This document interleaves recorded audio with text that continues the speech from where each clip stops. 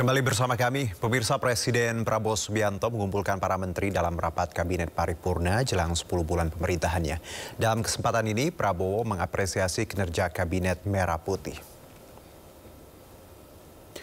Dalam rapat yang diselenggarakan di Istana Kepresidenan Jakarta, Prabowo menyampaikan jelang 10 bulan pemerintahannya, strategi yang dicanangkan olehnya sudah mulai terasa dan terlihat berada di jalur yang benar.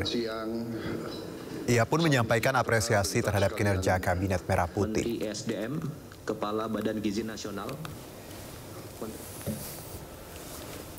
10 bulan ini kita rasakan bersama adalah 10 bulan yang sangat penuh dengan karya, dengan kerja, dengan prestasi. Saya sebagai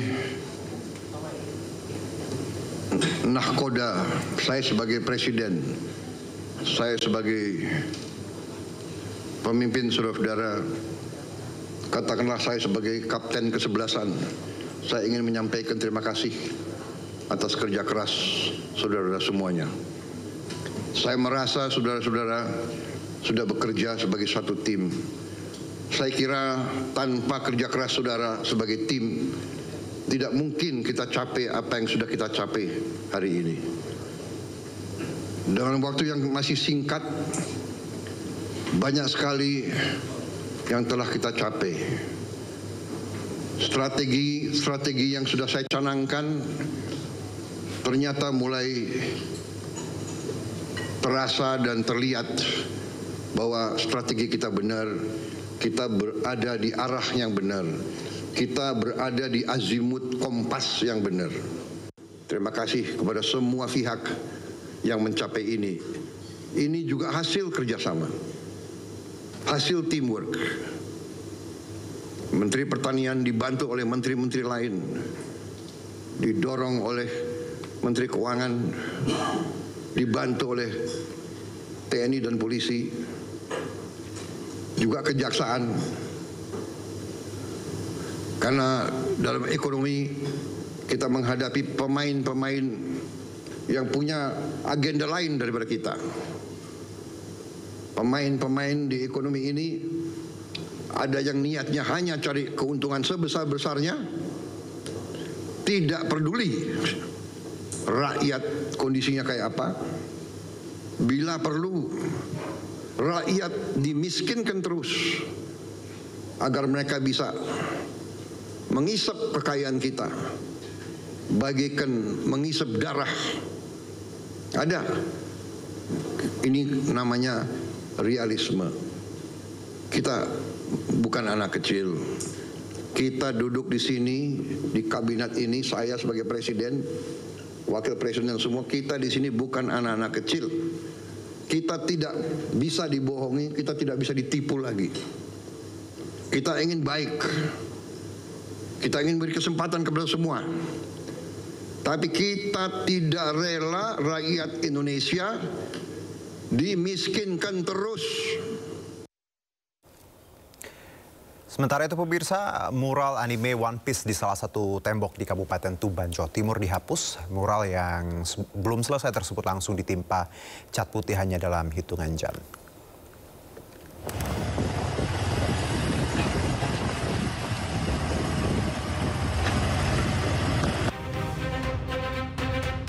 Video amatir warga memperlihatkan gambar mural bendera Jolly Roger dari anime One Piece di tembok milik warga di Kelurahan Sidorejo, Kecamatan Tuban, Kabupaten Tuban, Jawa Timur. Mural yang belum selesai tersebut berdiri di samping logo peringatan HUT RI ke-80. Namun hanya selang beberapa jam setelahnya, mural itu langsung dihapus dan ditimpa cat. Penghapusan dilakukan dengan pengawalan orang yang diduga merupakan aparat TNI dan Polri. Di sini yang ngecat dan teman-teman semuanya itu tidak tahu One Piece itu apa. Kita ini petugas ya biasa itu kan ngecek lah sebagai teman-teman dari petugas dari TNI Polri, biasa ngecek karena pekerjaan mereka seperti itu. Usai ditutup, mural rencananya akan diubah menjadi gambar-gambar pahlawan nasional untuk menyambut HUT RI ke-80. Warga setempat berharap tak ada lagi kesalahpahaman seperti yang terjadi saat ini. Dari Tuban, Jawa Timur, Pipit Wibawanto, iNews melaporkan. Pasca viral pemerintah pastikan tidak ada razia bendera One Piece, pemerintah pun terbuka dengan kritikan masyarakat atas kinerjanya. Enggak ada masalah kalau makna kritikan kita sangat terbuka, pemerintah sangat terbuka dan kita menyadari kok, kita menyadari bahwa memang masih banyak pekerjaan rumah, ya, masih banyak yang harus kita perbaiki. Masih ada juga kita mau Ya, pengibaran bendera One Piece jelang HUT ke-80 Republik Indonesia tuai pro dan kontra. Di antara petinggi negara, Wali Kota Solo dan Bupati Bantul tidak melarang pengibaran bendera. Namun Gubernur Jawa Timur Hovifah Indar Parawansa tegas melarang pengibaran bendera One Piece.